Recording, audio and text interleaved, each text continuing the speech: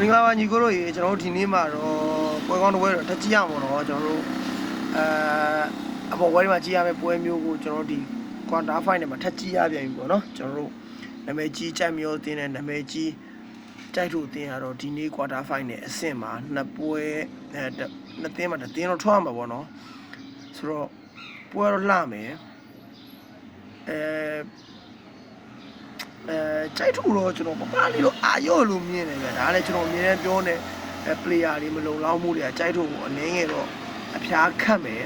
ဒါပေမဲ့ဆက်ဆံဝင်းဘာလုပ်ပြမလဲပြီးတော့ကြိုက်မျိုးကပဲ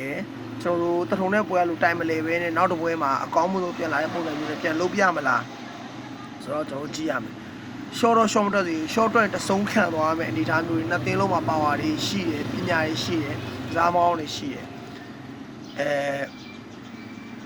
ပွဲကတော့ချီလို့ကောင်းမှာပါတကယ်ကောင်းမှာပါ